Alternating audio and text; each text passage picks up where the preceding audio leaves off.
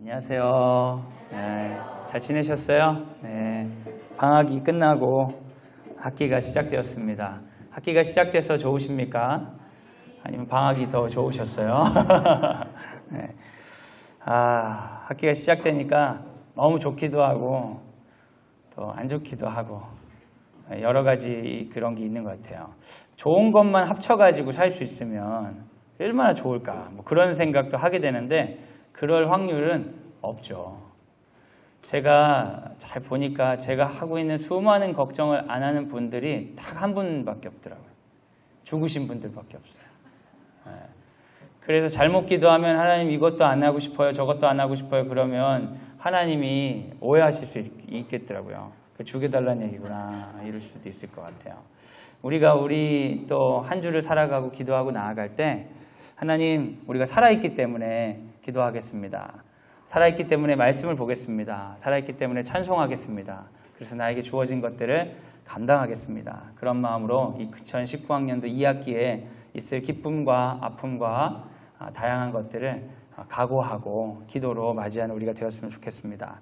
오늘은 이번 달 시작하면서 성품 관련된 말씀을 나누려고 합니다. 말씀 한번 읽어주세요. 시편 51편 10절 말씀 시작. 하나님이여 내 속에 정한 마음을 창조하시고 내 안에 정직한 영을 새롭게 하소서. 제목을 한번 읽어주시죠. 정직. 네. 우리 9월 10월 달 성품 말씀 정직에 관해서 오늘 같이 나눌 텐데요. 처음에는 그냥 이렇게 우스갯소리 같은 설문조사를 여러분하고 좀 나누려고 해요. 오래된 건데 지금 봐도 공감이 좀 되더라고요. 아내가 남편에게 하는 가장 많이 하는 거짓말 4위 뭘 것 같으세요? 돈 안 벌어도 돼, 건강만 해, 이런 얘기 많이 하세요? 네, 남편분들도 계시는데 혹시 그런 얘기를 하면 거짓말일 확률이 높다 이렇게 생각하시면 될 것 같습니다. 3위 이번 달도 마이너스야. 사실은 남겨서 다 어디 뭐 적금해놓고 뭐 사놓고 그래놓고 남편한테 마이너스야 이렇게 하시는 분들도 있답니다. 전 저희 집 재정 상태를 전혀 모르기 때문에 제가 마이너스 된 거 외에는 알 수가 없어요. 우리 집이 어떻게 되는지 모르겠어요. 2위는 화 안 낼 테니까 솔직히 말해봐. 근데 여러분 솔직히 말하시면 분명히 화를 낼 겁니다. 이런 거짓말들. 1위는 공감이 되더라고요. 공감이 참 돼. 이거 싸게 주고 산 거야. 네. 뭔가 물건을 샀을 때 남편이 이제 긴장하면 싸게 주고 산 거라고 얘기하시지만 그거 이제 할부로 카드를 메꾸시느라고 보이지 않는 가정경제를 쥐락펴락 하셔야 되는 상황들이 생기는 거죠. 자, 남편이 아내에게 가장 많이 하는 거짓말. 여러분의 남편들은 어떠신지 모르겠어요. 4위. 마시기 싫은데 억지로 마신 거야. 그런 거 있잖아요. 난 진짜 가기 싫은데 꼭 한번 이번에만 같이 좀 어울리자고 해가지고. 근데 사실은 그 얘기 들어가지고 이제 남편 친구를 되게 원망하잖아요. 근데 막상 남편 친구 그 아내를 만나면 남편을 원망하고 있어요. 서로가 이렇게 저 사람 때문이라고. 3위는 딱 한 잔밖에 안 했어. 많이 안 마셨다. 2위는 술, 담배 끊고 운동에 살 뺄 거야. 남편들이 참 아내들에게 신뢰를 못 받아요. 왜냐하면 저런 말을 많이 하기 때문에 그래요. 남편이 이렇게 다짐하면 꼭 하겠다는 얘기가 아니라 그런 마음이 들었다는 건데 이제 그게 다 꼬투리가 돼가지고 두고두고 당신은 말만 한다고 이런 얘기를 많이 하시죠. 1위는 오늘 일찍 들어갈게. 일찍 들어간다고 늦게 들어오신 경우가 많죠. 저의 이야기 같기도 하고 그렇습니다. 이제 육아에 있어서의 이제 거짓말 관련된 건데요. 아이를 달래기 위해 거짓말을 한 적이 있나 했더니 한 80% 정도가 거짓말을 해봤대요. 근데 거짓말이 하나의 교육의 방법이 될 수 있다고 하니까 60%가 아니라고. 근데 스스로는 거짓말은 교육의 방법이 아니에요 라고 하면서 자기는 거짓말을 계속하고 있다. 이런 얘기들을 하시는 거죠. 거짓말을 하는 이유는 뭘까요? 아이들에게 나쁜 버릇이 생기지 않도록 거짓말을 해서라도 아이에게 필요한 것을 채우기 위해서 상황을 설명해도 이해가 어려우니까 때를 쓰면 남들에게 피해를 주기 때문에 정말 우리가 한국 사람 같죠. 다른 사람을 많이 배려하는. 아이에게 가장 많이 해본 거짓말. 이거 육아 사이트에서 아주 예전에 조사했던 건데요. 안 씻으면 아야 한다. 이런 거 협박하기.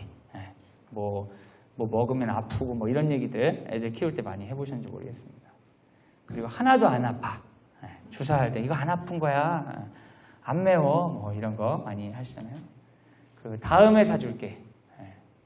이제 종말론적 약속인 거죠. 언젠가는 이루어질 것이다. 이 선물은 넌 꼭 받게 될 것이다. 언제인지 모르지만 종말로는 갑자기 닥쳐야 그 은혜가 되는 거니까. 한 입만 먹으면 뭐뭐 해줄게. 이렇게 조건하는 거. 한 입 먹고 뭐 하자. 뭐 이런 거 엄청 많이 하게 되죠. 간만에 아기를 키우려니까 얼마나 저런 얘기를 많이 하게 되는지.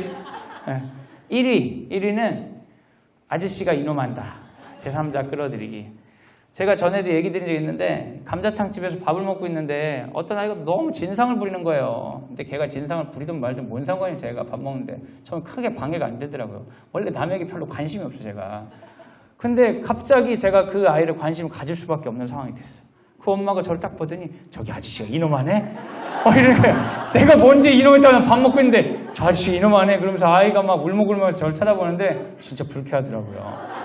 난 한 번도 걔한테 이놈한 적이 없어요. 그 엄마는 자기가 이놈하고 싶으면 자기가 이놈을 할 것이지 밥 먹고 있는 저한테 이런 경우가 있어요. 저희가 이제 아파트에 사니까 아이가 막 뛰면 아랫집에서 아저씨 올라와 이러니까 막 아이가 이제 잘 때 좀 뭔가 마음에 안 드는 상황이 있으면 아저씨 와 막 이러더라고요. 그래서 큰 실수를 했구나. 대학생이 부모님에게 자주 하는 거짓말. 그냥 재미로 그냥 아직 성적 안 나왔어요. 남자친구 없어요. 친구 집에서 자고 올게요. 책값 주세요. 뭐 이런 거. 이런 거짓말들 많이 한다. 대학생이 꼽은 부모님의 거짓말. 엄마는 아무것도 필요 없어. 다 됐으니까 나와서 밥 먹어라. 그치, 맞아. 다 됐으니까 나와서 밥 먹어라. 이거 진짜 거짓말이야. 밥 먹어. 왔는데 숟가락도 안 나와져 있고. 그렇죠? 사실 와서 숟가락 놔야지. 그럼 밥차를 다 차려놔야 올 거야? 맞아. 생각해보니까 또 그렇네. 8시야. 빨리 일어나. 사실 7시. 이거 대학생이 아니라 제가 자주 하는 건데. 누굴 닮아 그러니 난 어릴 때 공부 잘했는데. 성적표를 가져오고 해야 된다는. 우리 아들이 제일 잘생겼어. 우리 딸이 제일 예뻐. 진짜 이건 거짓말이에요, 여러분? 거짓말이 아니죠. 그러나 대학생의 입장에선 거짓말이었다. 대학에 가기 전까지는 거짓말이 아닌 걸로 믿었는데 대학에 가보니 완전히 거짓말이었다는 걸 깨닫게 된 거죠. 누굴 닮아 그러니 뭐 이런 거. 하여간 거짓말도 우리 많이 하는 것 같아요. 여러분 성경에서 거짓말하지 말라고 했나요? 잘 모르시겠어요? 직장인들도 거짓말을 엄청 많이 한대요. 제일 많이 하는 건 정말 대단하세요. 공감하는 척. 맞장구형. 진짜 이건 완전 생활화 되셨잖아요. 교회 다니시는 분들은 공감을 진짜 잘하세요. 그러니까 공감을 막 하다 보면 공감은 안 되는 거에도 공감해버릴 때 있잖아요. 이제 리듬을 타가지고 좋은 얘기하다 안 좋은 얘기인데 맞아 정말 그래 막 이래가지고 그게 아니구나 이럴 때 있잖아요. 맞장구형. 그리고 이제 임시방구 거의 다 했습니다. 이거 우리 어린이들이 수학 숙제 엄마가 했냐고 하면 거의 다 했습니다. 막상 이제 한 문제 풀어놓고 진짜 회사 그만두고 싶다. 감정형. 밥 한 번 먹어야지 빈말형. 아파요 집에서 핑계형. 오늘 예뻐 보여요 맞춤형. 기억이 안 나요. 기억상실형. 역시 누구밖에 없어 최고의 당근형. 난 그렇게 일 안 했어 압박형. 이런 직장인들이 거짓말을 우리 되게 많이 하고 사는 것 같아요. 그렇죠? 직장인 거짓말하는 이유는 대화의 장단을 맞추기 위해서 할 말이 없어서 기분 나쁘지 않게 하려고 여러 가지 귀찮은 질문 계속해서 어쨌든 우리가 거짓말을 계속하고 살죠. 엄마에게 했던 가장 커다란 거짓말은 무엇인가요? 엄마 사랑해요? 우리가 끝없이 거짓말하면서 살고 있습니다. 근데 여러분 거짓말을 아이가 할 때 여러분은 어떻게 키우셨어요? 유아 시절 이럴 때 처음 거짓말을 하는 걸 알았을 때 이거 버릇을 고쳐놔야겠네. 어디서 거짓말해? 하면서 애를 한번 잡으셨어요? 사실은 거짓말은 인간 발달 단계에 있어서 반드시 필요한 것입니다. 거짓말을 하지 않고 살아가는 건 광인이죠. 광인. 프로이트 같은 이제 심리학자는 우리 안에 있는 무의식에 관해서 이야기했는데 무의식은 온갖 부정적인 것들이 가득하다고 하죠. 프로이트가 얘기한 건 두 가지인데 성욕과 공격성이에요. 근데 우리가 거짓말하지 않으려고 저 사람 죽이고 싶네. 확 죽여버린다고 해보세요. 그럼 그런 사람들 보고 정직하다고 하나요? 야, 너 정직하구나. 어떻게 그렇게 죽일 수가 있어? 난 정말 정직한 아이야. 이렇게 얘기하나요? 그러지 않죠. 그런 마음이 있지만 절제하고 어떻게 이 상황들을 모면할지 우리가 생각하게 되잖아요. 인간이 발달하면서 거짓말은 자연스러운 현상입니다. 그래서 아이들이 거짓말을 하기 시작하면 발달하고 있다고 생각하는 게 어떤 의미에서 맞는 거예요. 그러나 그 거짓말이 발달하고 있는 거기 때문에 거짓말을 계속해서 둘 수 없는 건 왜 그런가요? 조절을 해야 되기 때문에 그래요. 여기서 나온 거짓말 중에 필요한 거짓말이 있고 필요 없는 거짓말이 있고 위험한 거짓말이 있습니다. 제가 여러분에게 와서 정말 하루가 너무 피곤하고 너무 인생이 괴롭고 엄마들한테 막 시달리는 전화를 받았고 짜증이 가득해가지고 엄마들 얼굴마다 학부모들 얼굴마다 신물이 나는 상황에서 딱 올라와가지고 사랑합니다 이렇게 얘기하면 여러분 그거는 크게 나쁜 건 아니잖아요. 그죠? 그렇잖아요. 네, 그런 건 나쁜 건 아니잖아요. 그렇잖아요. 내가 막 그렇다고 딱 설교하러 올라와서 오늘따라 어머니도 얼굴 보기 너무 싫으네요. 어제 어떤 엄마가 전화했었는데 저한테 이런 얘기를 해가지고 진짜 짜증나서 그만두고 싶어요. 근데 설교를 안 할 수도 없어서 왔어요. 말씀 보시죠. 이렇게 하는 것보다는 훨씬 낫잖아요, 여러분? 그죠? 거짓말은 거짓말일 수 있어요. 그러나 그 거짓말이 필요한 거짓말일 수도 있어요. 성경에 보면은 출애굽기에 그 바로가 이스라엘의 남자아이들이 너무 건강하니까 산파들을 명해가지고 애를 뒤집어 놓으라고 한 거야. 낳자마자 뒤집어 놓으라고. 그러면 이제 아이들이 거의 이제 그 몸이 무겁기 때문에 호흡을 못해서 죽죠. 그런데 이 사람들이 여호와를 믿는 사람으로서 차마 그럴 수가 없는 거예요. 그래가지고 바로에게 뭐라고 얘기했냐면 애굽 사람하고는 다릅니다. 히브리 여자들은 엄청 잘나요. 그래서 내가 도와주러 가면 벌써 애를 젖을 먹이고 있어 그냥. 뒤집을 타이밍을 놓쳐가지고 뒤집을 수가 없습니다. 이렇게 거짓말을 했는데 여호와께서 복을 주셨다고 했어요. 그러니까 여러분 말씀을 대할 때 너무 단선적으로 대하시면 안 돼요. 거짓말은 우리한테 되게 필요한 거예요. 모두 정직하다는 건 정직한 게 아니라 부족한 것이 될 수 있어요. 그죠? 그리고 뭔가 거짓이라고 이야기하기 애매한 것도 참으로 많이 있습니다. 좀 생각해 보세요.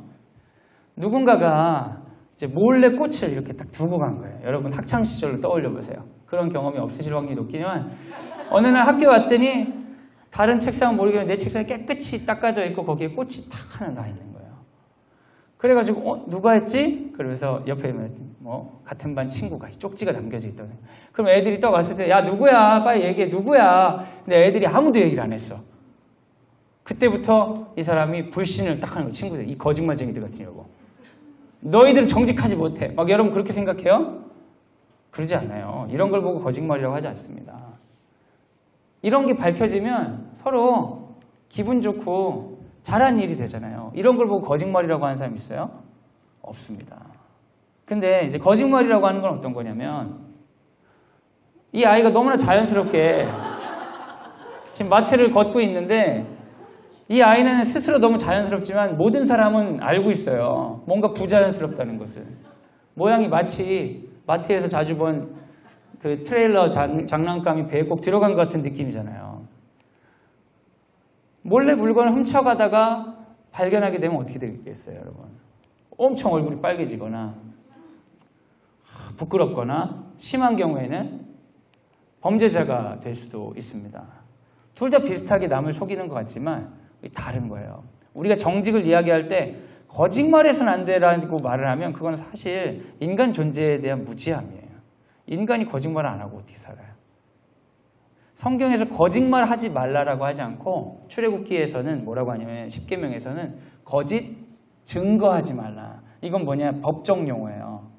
법정에서 자신의 이익을 위해 거짓으로 말을 바꾸고 누군가에게 피해를 주는 일들을 하지 말라는 거예요. 단순한 거짓말이 아니라 거짓 증거하지 말라. 그리고 오늘 이 예화들을 통해서 알 수 있듯이 꽃을 갖다 놓은 거 가지고 나나 남에게 피해가 있어요? 없어요? 없어요. 그런데 여기 물건을 가져간 것은 굉장히 구체적으로 누군가와 자기 자신에게 고통을 배양하는 거예요. 타인에게 고통을 주고 자기 자신의 신뢰를 잃게 하는 거짓말을 하지 말라는 거죠. 만약에 모두 정직해야 된다면 독립투사들이 잡혀가지고 다 불어야 되는 거잖아요. 정직해야 되니까. 그런 거 어이가 없는 우리 어디 있어요. 여러분 이 그림 보니까 어떤 동화 생각나지 않으세요? 뭔가 같아요? 네, 양치기 소년. 늑대가 나타났다. 재밌는 이야기죠. 얼마나 재밌겠어요. 사람들이 속는 거 되게 재밌어요, 여러분. 순간적으로 교실에서 학창시절에 그런 거 안 해보셨는지 모르겠어요. 코드가 맞아가지고 늦게 들어온 친구를 막 같이 속이거나 그럴 때 얼마나 재밌어요. 우리 그 중학교 때인 것 같아요. 중학생이니까 할 수 있는 일들이 좀 있죠. 물에다가 휴지를 타가지고 계속 저었어요. 어떤 애가. 과학자가 될 것도 아닌데 그렇게 한번 몰입하면 이상한 짓 끝까지 하는 애도 있잖아요. 뭐 오랫동안. 이상한 애가 있었어. 계속 저었는데 어느 순간 걔가 유레카를 외친 거야. 야! 안바사 같이 생겼다. 휴지를 오래 타니까 휴지가 다 녹아가지고 진짜 색깔이 안바사 같은 거예요. 근데 옆에 있는 애들이 안바사 같아. 근데 그걸 알고 우리가 막 박수치고 있을 때 뭘 모르고 들어온 애가 있었어요. 뭔데? 그때 우리는 전혀 상의하지 않았는데 모두 다 안 봤어요. 야 나도 한 입만 하는데 모두 다 아무 말도 안 하고 기대에 가득한 눈초리 보는 거예요. 누구도 얘기해주지 않아. 그냥 안 돼. 내 거야. 한 입만 줘봐. 막 이러면서 알았어 먹어. 안에 휴지가 이렇게 쫙 끼면서 그때 이제 여러분께 얘기할 수 있는 이제 쌍욕을 하면서 이런 자식들아 너희들은 오늘 이제 사망하면 좋겠다. 이런 얘기를 하면서 이제 폭력 사태로 벗어지는. 엄청 재밌는 거예요. 거짓말이라는 게 순간적으로 사람 속는 게. 근데 이게 재미있는데 그 피해에 따라 농사 짓던 사람이 몇 번 오면 피해가 굉장히 크죠. 그 두 가지 피해가 있는 거예요. 직접적인 피해와 그리고 신뢰를 잃어버리는 거예요. 그래서 우리가 정직하자고 하는 겁니다. 굉장히 중요한 건 신뢰예요. 신뢰. 타인의 고통과 신뢰. 이것으로부터 우리를 지키고 공동체를 지키고자 하나님께서 우리에게 주시는 맛이 거짓 증거하지 말라라는 거죠. 앞사람에게 잘 보이려고 아부해도 결국 앞사람이 나를 미워하게 만드는 경우도 많이 있습니다. 여러분 아부를 열심히 해보세요. 나중에 그 사람이 조금만 틀어져도 그렇게 삐져요. 우리 이제 여학생들이 관계를 배우는 과정 가운데 단짝을 만들려고 노력을 많이 합니다. 남학생들은 잘 그러지 않아요. 남학생들은 단짝을 만들려고 노력을 하지 않고 힘으로 강제로 단짝을 만들어버리죠. 따라와 이 자식아 뭐 이렇게 하는데 여학생들은 잘 그러지 않고 단짝을 만들려고 노력을 해요. 그러다 보니까 되게 잘해주는 거예요. 순간적으로. 근데 일평생 걔한테 그렇게 잘해줄 수 있겠어요? 사실 잘 지내려고 잘해주는 거지 걔가 진짜 너무 좋아갖고 잘해주는 건 아니거든요. 그나마 나아서 잘해주는 거지. 그러다 보면은 이제 어느 정도 친해졌다 하면 좀 이제 바꿔야 될 거예요. 어장 관리를 해야 될 거 아니에요. 다른 애랑 딱 해야 되는데 잘해주다가 뭔가 이렇게 조금 딱 뜸해지면 여학생들이 그렇게 인간관계에 대해 허무해해요. 초등학교 4학년 때부터 허무해. 그러면서 삶이란 무엇인지 이러면서 애들이 금방 조숙해지더라고요. 근데 사실 잘해준다고 과하게 잘해주면 사람을 얻을 수 있을 것 같지만 결국 사람이 잃습니다. 나답지 않기 때문에. 나다움으로 정직하게 관계에서도 하지 않으면 사람 잃죠. 여러분 그런 경험 많이 있으시잖아요. 그리고 나한테 뭔가 훅 다가온 사람이 오히려 나에게 더 큰 실망감을 주기도 하죠. 정직한 건 결코 솔직한 걸 얘기하지 않아요. 못생겼어. 진짜 못생긴 걸 어떡해. 이런 건 이제 무례한 것을 얘기하지요. 무례한 사람 보고 정직하다고 하지 않습니다. 오늘 우리는 성경에 있는 말씀 중에 오늘 구절이 나온 이야기를 여러분과 나누면서 하나님께서 원하시는 정직에 관해 이야기를 나눠보려고 합니다. 여러분 다윗의 이야기를 잘 아실 것입니다. 다윗이 아주 훌륭한 사람이죠. 어렸을 때부터 하나님을 따르고 외롭고 어떻게 보면 소외된 상황 가운데서도 하나님만 바라봤던 목동이었습니다. 그런데 하나님께서 그런 목동을 이스라엘을 대표하는 장군으로 사용하시죠. 그럼 놀라운 하나님의 은혜가 아닐 수 없어요. 그런데 다윗에겐 고통이 참 많았어요. 어렸을 때부터 많은 재능이 있었고 많은 주목을 받았지만 끊임없는 견제와 어려움이 있었죠. 그럼에도 불구하고 다윗은 멈추지 않고 하나님을 바라보는 사람이었습니다. 그러다가 일평생에 처음으로 다윗에게 한가한 시간이 다가와요. 그건 다윗이 왕이 되고 나서요. 왕이 되고서 다윗은 계속해서 전쟁에 나갔습니다. 직접 전쟁에 나갔어요. 그러다가 처음으로 한가한 순간이 다다르는 게 어느 정도 왕으로서 정점을 찍었을 때예요. 이때부터 다윗은 전쟁에 나가지 않아요. 병사들을 보내고 자기는 궁에 있는 거예요. 근데 여러분 일평생 고생하면서 하나님 바라보면서 살다가 처음으로 자기 자신에 대한 어떤 그 쉼을 얻게 되니까 이 사람이 자기 연민에 빠지는 것 같아요. 이런 경우가 참 많습니다, 여러분. 목사님들이 개척했을 때 감동의 스토리가 많은 분들이 목회가 궤도 이상 오르고 나서 넘어지는 분들이 참 많고요. 목사님뿐만 아니라 여러분들도 사회생활 하다가 어느 정도 잘 나가고 힘들 때 막 이럴 때는 열심히 바르게 살다가 어느 정도 이루었다 했을 때 전혀 예상하지 못한 비행에 빠지는 경우들이 있어요. 그때 이제 그 위험한 게 자기 연민이에요. 순간 내 자신이 갑자기 불쌍해 보이는 순간이 있어요. 내가 이렇게까지 오는데 내가 얼마나 애썼는데 나도 좀 보상을 받아야겠다. 이런 마음이 드는 순간 넘어지는 거예요. 근데 다윗이 그렇게 많은 걸 이루고 한가해진 순간 그 순간 웬 여인이 바깥에서 목욕을 하고 있는 거예요. 그렇지 않아도 외로운데. 근데 다윗이 그때 부인들이 있었을까 없었을까요? 있었어요. 근데 그 외로움은 어떻게 보면 진짜 외로움이 아니라 조작된 외로움이에요. 실제 외로움을 달랠 수 있는 아내들이 있는데도 근데도 자기의 연민을 이해해 줄 다른 사람이 필요한 거예요. 그러면 이 사람이 달래면 받고 싶은 마음은 어디 있냐? 진짜가 아니라 속이는 마음이에요. 근데 사람이 그렇게 올 때가 있어요. 여러분 중에서도 그렇죠. 남들이 보기에는 부러운 삶을 사는 사람들이에요. 풍요로워. 근데 다른 사람은 몰라. 내가 알고 있는 아픔을. 니들 보기에 그래 보이지. 근데 사실 그게 진실이 아니라 속임인 경우들이 꽤 있어요. 해소할 수 없는 자기 속임에 넘어가는 거예요. 사탄이 하는 방식이죠. 에덴 동산의 풍요로움을 보지 못하고 저거 하나 따먹으면 좋겠다. 보암직도 하고 먹음직도 하고 저것만 먹으면 될 텐데 니들은 몰라. 에덴 동산 다 있어서 좋은 것 같지? 하나도 안 좋거든요. 경험을 안 해보셔서 그래요. 근데 실제 그건 속는 거예요. 하나님이 주신 것들을 바라보지 못하게 속는 거죠. 사단이 그렇게 하는데 다윗이 속는 거예요. 자기 안에 있는 풍요로움을 더 가난하고 어려울 때는 하나님만 바라보던 그가 그 풍요로움 가운데 이제 목욕한 여인을 보고 불러오는 거죠. 근데 이 여인이 자기의 그 부하 장수의 아내였어요. 우리아 장군의 아내였는데 우리아 장군도 자기가 시켜가지고 지금 전쟁하고 있어요. 전쟁터에 오랫동안 나가 있는 장수의 아내로서 이 여인도 외로웠겠죠. 거기다가 다윗이라고 하면 울트라 슈퍼 스타인데 얼마나 자기 외로움과 이 맞아 떨어졌겠어요. 그래서 이 사람들이 어떻게 보면 넘지 말아야 될 선을 넘는 거예요. 근데 이제 성인들이니까 부담이 없이 그렇게 생각을 했는지 모르지만 운명의 장난은 이제 그 드라마가 되는 겁니다. 운명의 장난은 이들의 인생을 꼬아놨죠. 어느 날 이 여인인 밧세바가 다윗을 다시 찾아와요. 그래서 얘기합니다. 다윗 임신했어요. 이제 배경음악이 나와야 될 때잖아요. 충격적인 배경음악. 그러면서 이제 드라마가 전개돼야 되는데 다윗이 여기서 멈췄으면 좋았을 텐데 다윗이 이 문제를 해결하기 위해서 우리아에게 전가를 보냅니다. 휴가를 주는 거예요. 휴가를 줘서 급히 송환을 해요. 너무 애썼으니까 쉬어라.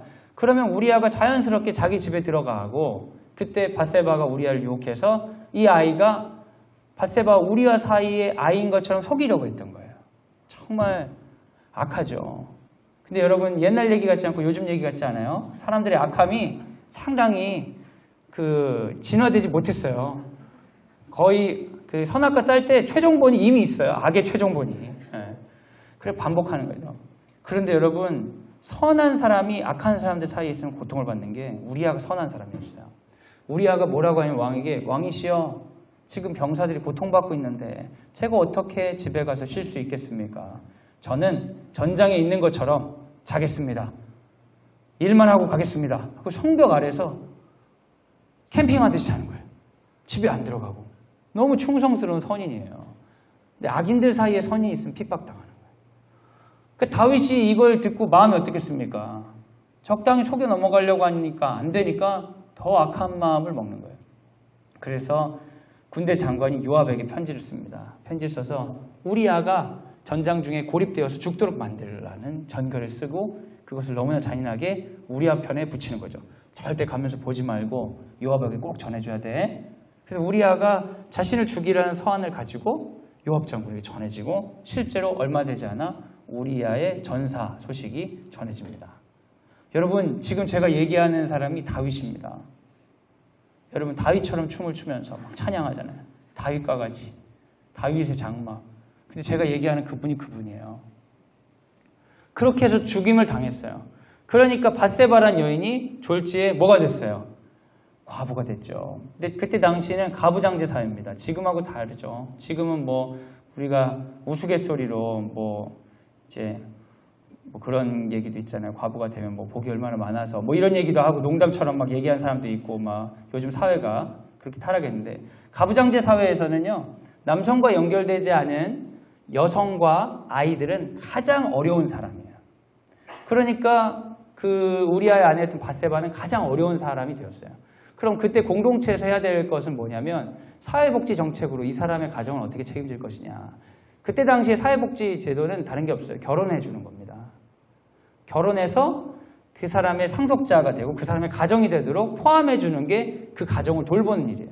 근데 우리아가 죽어서 밧세바가 홀로 됐는데 다윗이 내가 그러면 이 사람을 아내로 맞이하겠다라고 했을 때 다윗을 남들이 보기에 좋은 일 한 거예요? 나쁜 일 한 거예요?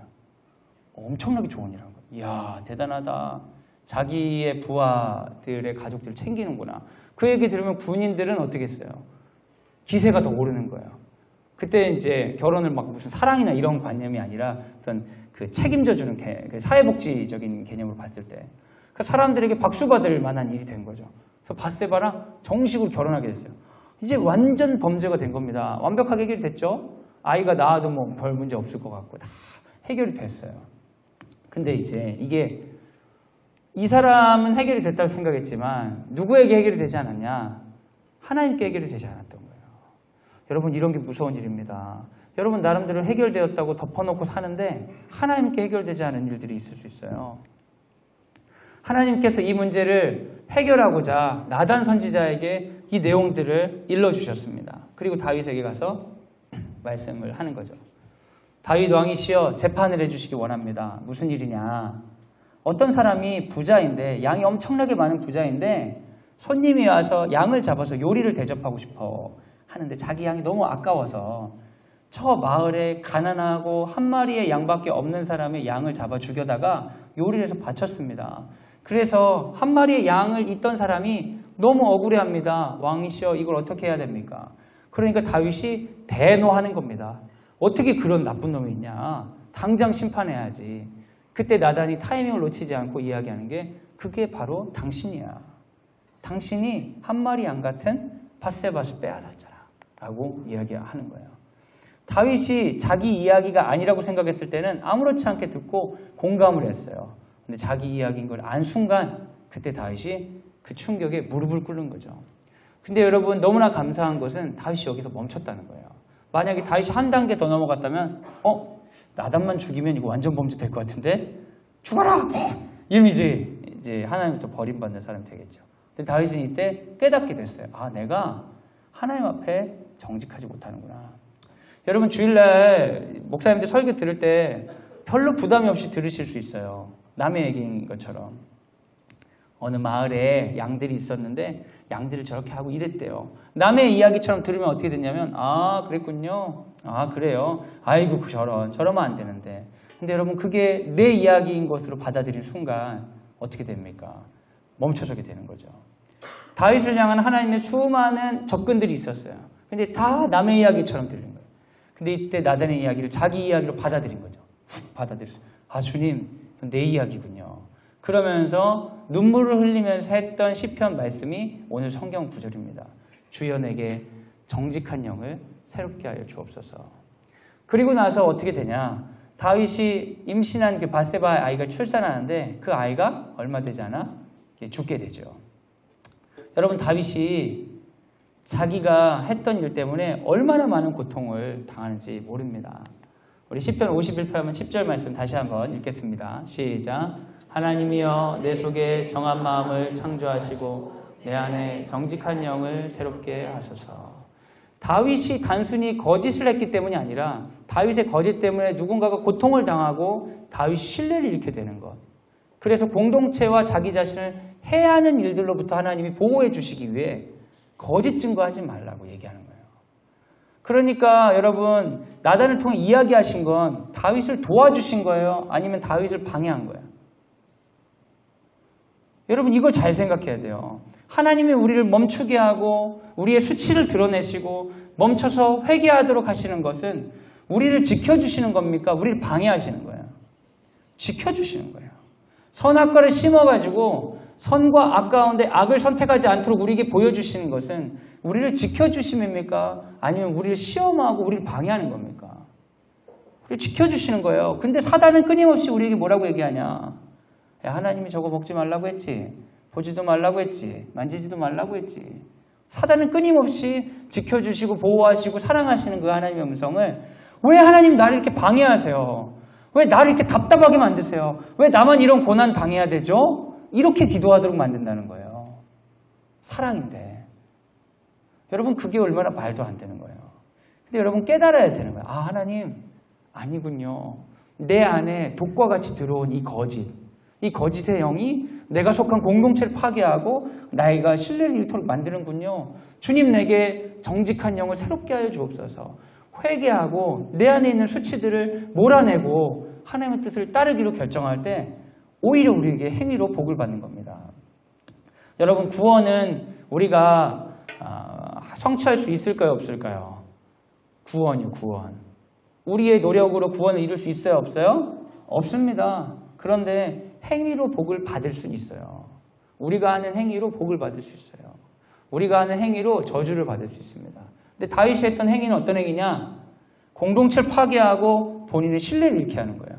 하나님께 회개를 한다는 건 어떤 거예요? 하나님, 제가 공동체를 파괴하고 신뢰를 잃었습니다. 회개했으니까 공동체 파괴한 거 없었던 일을 하도록 만들어주시고 잃어버렸던 신뢰 사람들이 다시 갖게 해주세요. 여러분 그게 회개일까요? 아닙니다. 아닙니다. 회개는 뭐냐? 하나님, 제가 악을 선택해서 공동체가 파괴되고 제 안에 신뢰를 잃어버렸습니다. 그러나 주님, 난 주님과 동행하겠습니다. 다시 공동체를 회복시키고 내 안에 신뢰를 찾을 때까지 다시 하나님 옆에 서 있겠습니다. 그럼 여러분 공동체 파괴한 그 아픔과 나에게 잃어버린 신뢰를 회복되는 그 과정과 경험들을 어떻게 바라봐야겠어요? 피해야겠습니까? 아닌 것처럼 해야겠어요? 철저하게 몸으로 다 받아내야 되는 것이에요. 왜요? 하나님 기뻐하신 샬롬을 다시 이루기 위해서, 하나님의 인도하심을 다시 따르기 위해서. 여러분 회개를 잘못 쓰시면 교회가 병들어요. 어떤 분들이 잘못된 예를 많이 보여줬어요. 큰 잘못을 저질렀는데 교회 내에서 회개했다고 하고 넘어가려고 하는 거예요. 여러분 그것은 공동체를 완전히 멸하게 하려고 하는 사탄의 계략입니다. 여러분 우리 때문에 공동체에 문제가 생기면 기도하는 마음으로 공동체 회복을 위해서 우리가 당해야 돼요. 그럼 난 공동체 떠나야지. 그게 아니라 공동체에서 신뢰를 회복할 때까지 그 고통의 기간을 견뎌줘야 됩니다. 그게 회개예요. 그게 회개라고요. 다윗이 하나님 내게 정직한 영을 부어주옵소서 라고 얘기하고 자식이 죽을 뿐만 아니라 자식 간의 성폭행이 일어나고요. 자식 간의 살해가 일어나고 자식이 쿠데타를 일으켜서 왕권을 빼앗을 뿐만 아니라 아버지의 부인들이 후궁들을 백주 이 대낮에 성폭행하는 일들을 일어나게 됩니다. 자기가 가정 가운데 문제가 있으니까 가정 가운데 그 열매를 다윗이 다 보는 거예요. 근데 여러분 다윗이 이 일 있은 이후에 어떻게 변하냐면 다윗이 그 수많은 일들 가운데 분노하지 않고 끝까지 견뎌내요. 끝까지. 알고 있는 거예요. 자기 안에 있는 아픔들과 문제들이 자기가 감당해야 될 것임을 알고 있는 거죠. 피하려 하지 말고 대충 기도로 도피하려고 하지 않고 그걸 다 감당하면서 주님 내게 정직한 영을 주옵소서 하면서 나아갔을 때 마지막에 비로소 하나님께서 뭐라고 하느냐. 다윗 보고 칭찬해 주시는 거예요. 신뢰해 주시는 거예요. 사도행전은 신약에 있는 겁니다. 여러분 아시죠? 그럼 구약에 대한 평가가 완벽하게 끝난 다음에 쓰였겠죠, 신약은? 그런데 신약의 다윗에 대한 평가로 이런 표현이 있는 거예요. 빨간 글자 한번 읽어주세요. 시작. 내 마음에 맞는 사람이라. 구약의 시대가 끝나고 신약에 왔는데 다윗이 신앙의 모델이 되었어요. 그럼 여러분이 이제 꼬투리 잡을 수 있지 않겠어요? 아니, 다윗은요, 10계명의 반절 가까이 어겼어요. 거짓 증거하고요, 이웃의 아내를 탐하고요, 살해하고요. 이런 사람이 어떻게 하나님 마음에 맞는 사람이에요? 하나님 그런 분이십니까? 여러분 그렇게 얘기할 수 있지 않겠습니까? 그렇게 얘기할 수 있잖아요. 근데 여러분 여기서 여러분 기억하셔야 될 게 있어요. 하나님이 다윗이 간음하고 살인하고 이웃의 아내를 탐하고 이랬기 때문에 내 마음에 맞는 자라고 하신 게 아니에요. 그 포인트를 보면서 하나님이 다윗을 볼 때 그거를 계속 보면서 너 그랬지? 너 그랬지? 계속 그런 분이 아니라고요. 하나님이 그걸 하지 말라는 이유는 뭐예요? 그렇게 가면 복을 못 받으니까. 그 인생 가운데 수많은 고통이 있기 때문에 하지 말라고 했던 거지. 하나님이 바라시는 삶은 그가 그 고통을 한번 나쁜 짓을 했기 때문에 주홍 글씨 딱 새겨가지고 저런 애들은 지옥 탁 이렇게 하면서 나 역시 정의롭지. 여러분 성경 읽으면서 그런 하나님 만나세요? 성경을 읽으시면 전혀 하나님 그런 분 아니에요.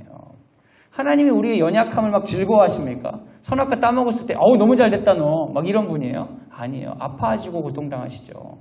그러나 그걸 위해서 뭘 하신 거예요? 아들을 보낸 십자가에 죽으셨잖아요. 그러면 하나님이 우리를 기대하시는 건 뭡니까? 너 절대 실수하면 안 돼. 조금이라도 잘못하면 안 돼. 남들한테 욕먹을 짓 하기만 해봐. 지옥에 넣어버릴 거야. 하나님이 그런 분이로 여러분 느껴지세요? 하나님이 우리에게 우리가 할 많은 연약함에 대해 다 책임질 마음으로 우리에게 바라시는 게 있어요. 그건 바로 하나님과 동행하는 거예요. 하나님과 같은 시선으로 바라보고 하나님과 함께 가는 거예요. 다윗이 그런 연약함이 있었어요. 그러나 자기가 속아 넘어간 걸 깨달은 순간 그가 돌이켜서 하나님과 동행했습니다. 그리고 자신의 연약함으로 인한 그 불행의 아픔들을 다 감당해냈어요. 감당해내면서 하나님 나 그만할래요. 이거 아닌 것 같아요. 할 만한데 다윗이 끝까지 감당해냈어요. 그러니까 뭐라고 해요? 다윗은 내 마음에 맞는 사람이야. 합한 사람이야. 사랑하는 여러분, 가장 큰 지복은 하나님과 동행하는 겁니다. 하나님과 동행하는 것이에요. 여러분 아멘으로 대답하실 수 있으시겠어요? 여러분 그러면 우리 삶의 목표가 달라집니다. 여러분 가운데 어떤 사람은 크게 성공하는 게 가장 큰 목표이신 분이 있어요. 근데 하나님과 동행하는 사람들은 다 성공합니까? 세속적으로 봤을 때 성공한 사람도 있고 성공하지 못한 사람도 있어요. 어떤 사람은 정말 세상이 놀라울 정도로 놀라운 통치의 권력을 가진 사람이 있어요. 하나님 앞에서. 근데 어떤 사람은 비참하게 이름을 알리지 못하고 조용하고 잠잠하게 수많은 사람 중에 하나로서 순교한 사람도 있습니다. 그런데 여러분 우리가 보기엔 둘 중에 받은 복이 다르다 생각하지만 하나님 보시기에 다른 복이 아닙니다. 왜냐하면 하나님과 동행하는 게 가장 큰 복이기 때문에. 여러분 가운데 하나님과 동행하는 복이 굉장한 윤리적인 완벽함이나 성결이라고 생각하는 분들이 있어요. 그래가지고 뭔가 잘못했다고 하나님 앞에 찝찝한 마음을 일평생 가지고 가는 거예요. 하나님 제 삶에 이런 오점이 있었잖아요. 저 이런 사람이었잖아요. 안 되잖아요, 저. 하나님은 그걸 기뻐하실까요? 여러분 그건 진짜 잘못된 생각이에요. 하나님은 그것 때문에 십자가 지셨는데 왜요? 그걸 벗어나서 하나님과 동행하라고. 그 죄악 가운데 벗어나라고. 우리 가운데 어떤 사람은 하나님과 동행하는 걸 가볍게 여기고 세속적인 것과 죄와 같이 하면서도 하나님과 같이 섬길 수 있다고 생각해요. 여러분 그렇지 않습니다. 하나님과 동행하기 위해서 반드시 끊어내고 벗어나야 되는 게 있어요. 물론 살다가 우리가 실수할 수 있지만 그 실수가 우리 삶의 결론이 아니기 때문에 다시 깨닫고 하나님과 동행하기 위해서 계속해서 내 삶을 방향을 바꾸어 나가는 것이죠. 그렇게 가다 보면 마지막에 반드시 우리가 듣게 되는 말이 너는 내 마음에 드는 사람이다. 왜요? 처음부터 마음에 들었기 때문이에요. 여러분 하나님이 우리를 처음부터 마음에 들어 하셨습니다. 보시기에 심히 좋았더라. 우리 보고 하시는 음성이에요. 우리가 벗어났을 때 하나님 속상하시지만 우리가 돌아올 때 다시 하나님은 그 마음으로 우리를 바라봐 주시는 거예요. 그러니까 여러분 하나님과 동행하는 걸 포기하지 마세요. 너무나 쉽게 세상의 것들에 넘어가지 마세요. 너무나 쉽게 속지 마세요. 우리에게 베풀어 주신 그 풍요로운 에덴 동산을 감사함으로 받아들이지 않고 저 선악과 하나만 먹으면 좋겠는데 왜 나 저거 안 되지? 그러면서 여러분 우리 인생을 불행하게 만드는 사단의 속삭임에 넘어가지 마시기 바랍니다. 여러분의 삶이 쉽고 여러분의 삶이 너무나 편안하다는 얘기가 아닙니다. 각자 어려움이 심히 많으시고 그 가운데 갈등이 많으시고 싸움이 많으신 걸 알고 있지만 그래도 우리는 하나님이 사랑하시기 때문에 그리고 하나님이 이기지 못할 시험 주시지 않기 때문에 넉넉하고 담대하게 이길 수 있습니다. 여러분 그 믿음으로 가셔야죠. 뭘 믿으시는 거예요? 하나님을 믿으셔야지. 그래야 우리가 끝까지 하나님 뜻에 맞는 사람이 될 수 있습니다. 그런 예는 너무나 많습니다. 다메섹에서 믿는 자를 핍박했던 사울은 피 가운데 예수님을 만났어요. 그 사람이 믿는 사람 여럿 죽였습니다. 그런데 하나님이 바울을 통해 수많은 역사를 이루시죠. 하나님 마음에 합한 자가 되는 거예요. 노예선 선장이었던 존 뉴턴은 정말 악랄한 사람이었죠. 근데 그가 하나님의 은혜를 깨닫고 목회자가 되어서 나 같은 죄인 살리신 찬송가를 작곡해서 수많은 사람들에게 영적인 유익을 주죠. 뿐만 아니라 윌버포스가 은혜를 받고 정치를 포기하고 목사가 되어야 될까 고민할 때 뉴턴이 계속 정치를 하라고 했다고 그래요. 그래서 윌버포스를 통해 영국에서 최초로 노예무역이 사라지는 놀라운 역사가 이루어지죠. 여러분, 유명한 깡패였던 김익두는 예수를 믿고 한국 최초의 부흥사가 되었습니다. 유명한 이야기가 있죠. 김익두 목사님이 유명한 깡패니까 사람들이 조심해야 되는데 취객이 조심하지 않고 김익두 목사님 이렇게 건드리고 시장에서 진짜 변했는지 보려고 막 물동이에 물을 갖다 막 붓고 막 이런 일들 했다고 그래요. 그때 김익두 목사님이 하셨던 멘트가 유명한 멘트가 있어요. 한번 읽어주시죠. 시작. 옛날 김익두 같으면 당신은 죽었어. 예수는 내가 믿었는데 구원은 당신이 받는 거요. 그러지 말고 예수나 믿으시오. 사랑하는 여러분, 우리의 연약함이 중요한 것이 아닙니다. 우리에게 중요한 건 하나님 멈춰서서 내게 정직한 영을 주옵소서. 공동체를 파괴하는 것들, 그리고 내 자신의 신뢰를 잃게 하는 것들로부터 벗어나게 하옵소서. 그렇게 기도할 때 여러분 회복될 수 있습니다. 여러분 딱 봤을 때 너무너무 중요한 분들이에요. 여러분이 마음 놓고 공동체를 파괴시키기로 작정하시면 공동체 많이 파괴시키실 수 있는 분들이에요. 그래서 여러분은 사탄에게 너무나 중요한 사람들이에요. 너는 소중한 사람. 너 하나만 있으면 난 천하도 부럽지 않아. 하나님만 그러게 사탄도 여러분에게 그러신다니까. 여러분 충분히 정말 악마 같은 존재가 되실 수 있어요. 여러분만 봐도 모든 사람이 신뢰하지 않을 존재 되는 거 어려운 일 아니고요. 공동체를 파괴하는 일들이 굉장히 쉽습니다. 특별히 여러분 사랑하는 자녀들을 완전히 파괴해버릴 수 있는 굉장히 큰 권세가 있는 분들이에요. 여러분, 그리고 실제로 우리가 그러잖아요. 많이 지금 공동체 회파해놓고 있잖아요. 여러분 이미 신뢰를 많이 잃으셨잖아요. 그래서 나의 잃은 신뢰가 드러날까 봐 좀 두려운 것도 있으시잖아요. 저도 그렇고요. 우리 존재는 그래요. 그러니까 하나님이 우리를 싫어하고 미워하고 저주하고 사라져라, 지옥에나 들어가라, 이 불쏘시기들아 그럴까요? 만약 그렇다면 여러분에게 예수 이름을 안 주셨겠죠. 근데 여러분에게 예수 이름을 주셨다면 하나님 바라시는 게 다른 거예요. 멈추라는 겁니다. 하나님 앞에 정직한 영을 구하라는 거예요. 주님, 공동체를 파괴하는 그런 악한 영들을 내게서 떠나가게 하여 주옵소서. 여러분 무슨 마음이 막 와가지고 뭔가 취하고자 할 때 기도하는 거예요. 주여 내게 정직한 영을 주옵소서. 이것이 공동체 앞에, 하나님 앞에 신뢰 있는 일인가? 공동체를 회복시킨 일인가? 멈춰 기도서라고 이런 말씀을 주시는 거예요. 그래서 여러분이 그런 기도를 하면서 전에 막 이제 명절 됐으니까 막 과일 박스들이 왔다 갔다 하는데 전에 이제 선악과 막 한 박스씩 따먹던 내가 이제는 이제 반 박스만 따먹고 이제는 안 따먹고 그 방향 계속 가는 거예요. 실수할 수는 있지만 내 주인이 바뀌지 않는 거예요. 내가 실수할 수 있지만 여전히 내 주인은 하나님이시다. 여전히 난 십자가 아래에 있다. 고백하며 나아가면 사탄이 두려워서 건드릴 수가 없는 겁니다. 그런데 실수했다고 어떻게 내가 하면서 하나님도 날 싫어하실 거야. 그러면서 그 가운데 머물러 있으면 사탄이 너무 좋아하는 거예요. 얘는 그냥 중학교 때 실수한 것 같고 평생 이렇게 하니 이렇게 쉬운 애들이 어딨어. 너무 좋은 거예요. 얘는 그냥 이러다가 저 실수 하나로 다시 하나님께 못 들어가니까 얼마나 좋아. 조그만 올무만 걸어도 그냥 평생 올무에 붙잡혀가지고 십자가 그늘 아래 있으면서도 구원을 받지 못한 불행한 사람이 되는 거죠. 여러분 그렇게 속고 사시겠어요? 어떤 사람은 자기가 하나님께서 원하시는 걸 하지 않음에도 몰라 양심에 화인 맞아서 알지 못하는 거예요. 하나님 마음 아프게 할 걸 모르는 거예요. 그래서 괜찮다고 그래요. 자기가 막 그러면서 괜찮아. 사람 다 그럴 수 있는 거야. 아니에요, 여러분. 그게 다 불행입니다. 그렇게 한 것 때문에 공동체가 엄청 신음하고 있어요. 여러분 잘 모르지만 여러분 가족들이 굉장히 힘들 수 있어요. 여러분이 다니는 교회가 굉장히 힘들 수 있다고요. 우리 학교가 엄청 힘들고 있을 수 있어요.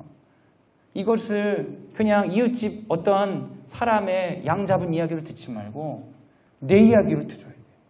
그래서 기도해야 됩니다. 주여 내게 정직한 영을 주옵소서. 정직한 영을 새롭게 하여 주옵소서. 하나님 앞에 신뢰받는 사람, 공동체를 살리는 사람으로 주님 날 쓰시옵소서. 멈춰서고 나의 주인이 예수인 것을 고백할 때 하나님께서 우리를 통해 하나님 나라를 만들 수 있습니다. 제가 여러분에게 기도문을 드리는 거예요. 기도문을. 이 기도를 입에 담으세요. 이거 외우라는 얘기가 아닙니다. 암송 시간이 아니라 하나님 내게 정직한 영을 주옵소서. 정직한 영을 새롭게 하여 주옵소서.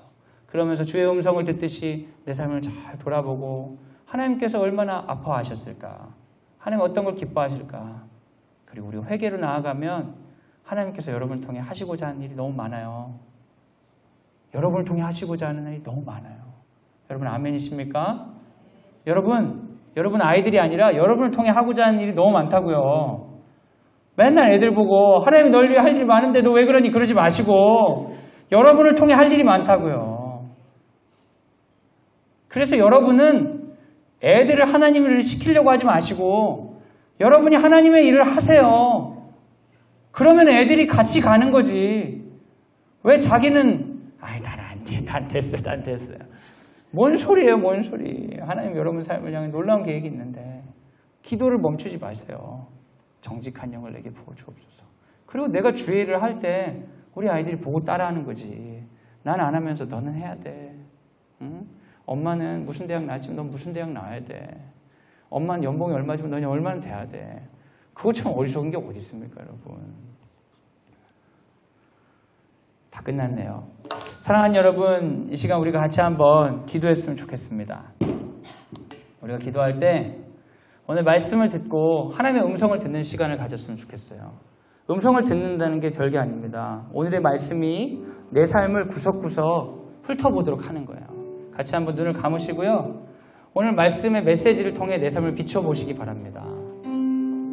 내 안에 정직하지 못했던 부분들, 내 안에 공동체를 파괴했던 부분들, 내 안에 사람들로부터 신뢰를 잃게 만들었던 부분들이 무엇이 있는지 한번 돌아보면서 주님, 내가 하나님 앞에 정직하게 살게 하여 주옵소서. 내가 예수를 믿고 나의 주인이 예수라고 고백했음에도 불구하고 다른 사람들이 보기에 어떻게 저 사람이 주인이 예수일까 느껴지게 만든 정직하지 못했던 부분들을 이 시간 회개하고 하나님 내게 정직한 영을 주옵소서. 처음에 나를 보시고 심히 좋았다 하셨던 그 하나님의 사랑 앞에 회개하고 나아가겠습니다. 우리에게 관계의 회복을 허락하여 주옵소서. 지금 다 같이 기도하도록 하겠습니다. 같이 기도하겠습니다. 사랑하는 여러분, 이 시간 사랑하는 자녀들을 위해 기도하기 원합니다. 자녀들이 거짓말하거나 이럴 때 애가 진짜 나쁜 놈인가 보다. 애가 왜 이렇게 틀어졌냐. 자녀들이 실수할 때 정말 얘 큰일 났다. 여러분 그런 마음이 드실 때가 있으십니까?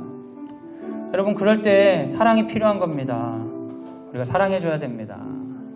근데 여러분 어떤 분들은 아이들이 잘못되는데도 걱정을 안 하시는 분이 있어요. 아파하지 않는 분들이 있어요. 거짓을 행하고 삐뚤어져 나가는데도 다른 사랑이 필요합니다. 훈육이라는 사랑이 필요합니다. 아이들은 사랑이 필요합니다. 이 시간 기도할 때 주님, 우리 아이들 가운데 연약함을 이겨나갈 수 있는 충분한 사랑을 나에게 허락하여 주옵소서. 우리 가운데 예수를 주인으로 삼은 자답지 않은 행동들을 할 때에 통탄하고 아파하고 단호하게 훈육할 수 있는 하나님 또 다른 사랑을 허락하여 주옵소서.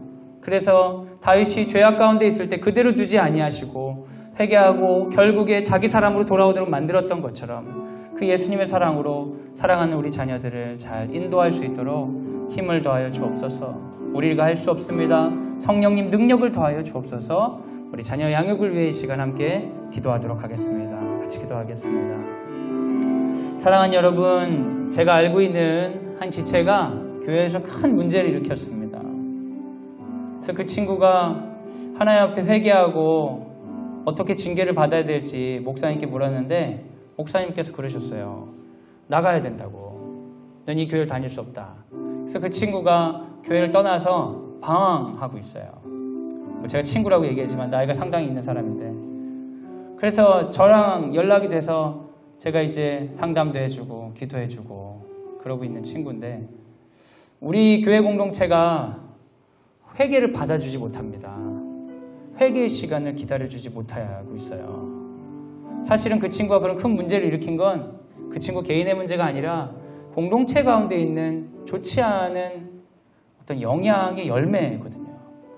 공동체 안에 그런 악이 있는데 그걸 회개하고 아파하는 사람, 어떻게 보면 자신의 지은 죄의 수치와 값을 감당할 사람들을 기다려주지 못하고 나가라고 하는 거예요. 그래서 우리 교회는 괜찮습니다.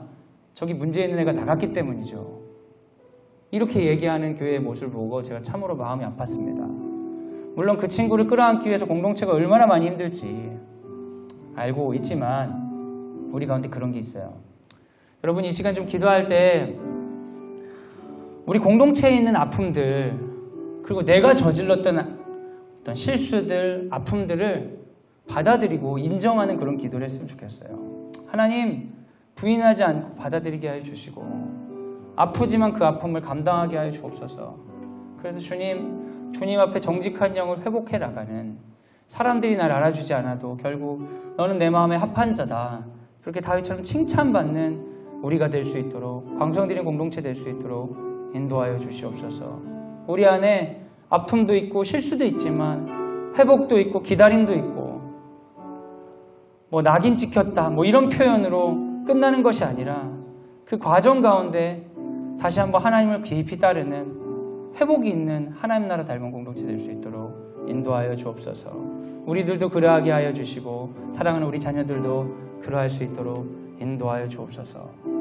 우리 가운데 성령님 인도하시라고 이 시간 우리 공동체를 위해 같이 기도하도록 하겠습니다. 같이 기도하겠습니다. 우리 당면한 학교의 일들을 위해 기도해 주시기 바랍니다. 사랑하는 여러분, 광성드림학교가 고등학교를 준비하고 있습니다. 놀라운 은혜입니다.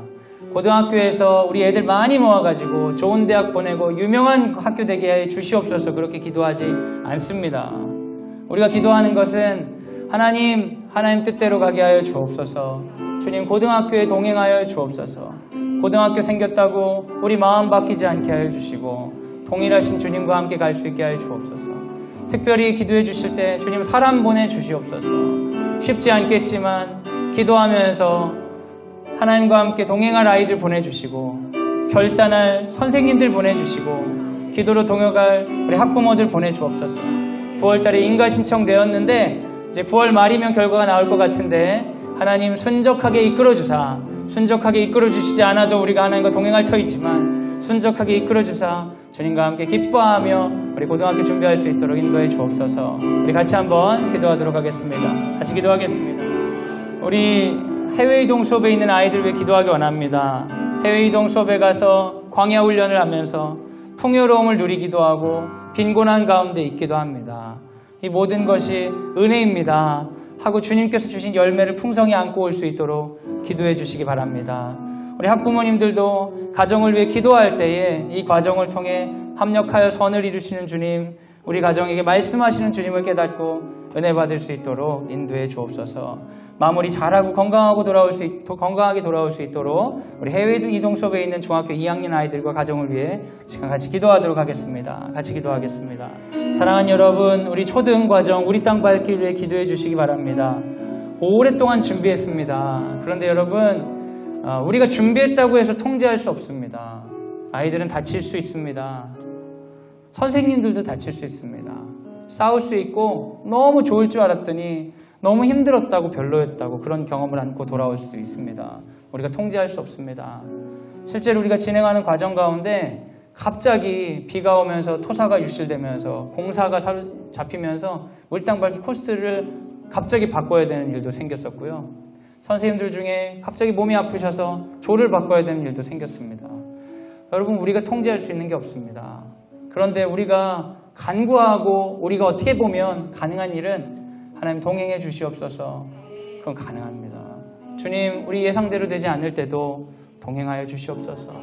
내 사랑하는 아들, 내 사랑하는 딸과 동행하여 주시옵소서. 속상하고 짜증이 날 때도 동행하여 주옵소서. 그래서 우리 아이가 인생을 배우게 하여 주시옵소서. 내가 예상하지 못하고 통제하지 못하는 그 어려운 길을 걷더라도 결국에 하나님과 동행하는 사람은 본향에 돌아갈 수 있다는 영적인 진리를 깨닫고 돌아올 수 있도록 인도하여 주시옵소서. 우리 땅 밟기 안전하고 주의 보호 가운데에 인도될 수 있도록 이 시간 같이 한번 기도하도록 하겠습니다. 같이 기도하겠습니다. 우리 마지막으로 한 가지만 더 기도하겠습니다. 우리 학교 지도자들을 위해 기도해 주시기 원합니다. 우리 교장 선생님, 교감 선생님, 행정실장님, 관리실장님과 학교에 있는 분들이 하나님과 동행하며 정직한 영을 간구하며 하나님 기뻐하신 뜻대로 그 자리를 지켜내갈 수 있도록 힘을 더하여 주시옵소서. 다윗이 무너지니까 이스라엘이 무너집니다. 다윗이 무너지면 어렵습니다. 우리 지도자들 위해 기도해야 됩니다. 지도자들의 연약함을 볼 때 수근수근대고 밝히고 노아의 벗은 몸을 본 어리석은 자녀들 같이 하는 것이 아니라 기도하고 덮고 격려하고 주님 힘을 더하여 주옵소서 해야 됩니다. 우리가 이 시간 함께 기도할 때 우리 지도자들을 붙들어 주사 하나님 주님 앞에 정직한 영으로 나아갈 수 있도록 인도하여 주옵소서. 우리 학교가 그런 학교 될 수 있도록 인도하여 주시옵소서. 시간 마지막으로 같이 한번 기도하도록 하겠습니다. 같이 기도하겠습니다. 사랑의 하나님, 2019학년도 2학기 학부모 신앙교육을 시작하면서 우리 안에 정직한 영을 회복해 주시기를 간구합니다. 하나님, 우리가 기뻐하는 영이 아니라 하나님 기뻐하시는 영으로 새롭게 하사 하나님, 우리가 하나님께 순종하였더니 하나님이 일하셨습니다. 우리는 공로 없습니다. 역시 예수께서 우리의 주인이십니다. 고백할 수 있는 2019학년도 2학기 될 수 있도록 인도하여 주시옵소서. 그러나 주님, 학교 생활 가운데, 자녀 양육 가운데, 사회생활 가운데, 교회 생활 가운데 우리가 예상하지 못할 일들이 또한 생길 것이고 사단은 여전히 하나님께서 우리에게 베풀어 주신 것이 아니라 선악과를 바라보게 할 것이고 우린 연약하기 때문에 또한 흔들리고 넘어질 것입니다. 이 모든 연약함을 아시고 십자가에서 예수를 허락하신 예수의 영이신 성령께서 우리를 붙들어 주시옵소서. 그리고 우리가 쓰러지고 넘어지려 할 때 공동체를 나도 모르게 파괴하고 사람들로부터 신뢰를 잃어버리는 그 순간에 우리도 모르게 부지간에 성령님을 부를 수 있는 은혜를 허락하여 주옵소서. 그래서 성령님 내게 정직한 영을 부어 주옵소서. 성령님 내게 동행하여 주옵소서. 기도하며 2019학년도 2학기 마쳤을 때 주님께 영광 돌리는 우리 될 수 있도록 은혜를 더하여 주옵소서. 이제는 예수 그리스도의 은혜와 하나님의 사랑과 성령의 교통하심이 주의 말씀을 듣고 기도하며 주님 내게 정직한 영을 부어 주옵소서. 주님과 동행함이 내게 가장 큰 복입니다. 고백하는 사랑하는 광성드림학교 모든 식구들 위해 지금부터 영원까지 함께 하시기를 간절히 축원하옵나이다. 아멘.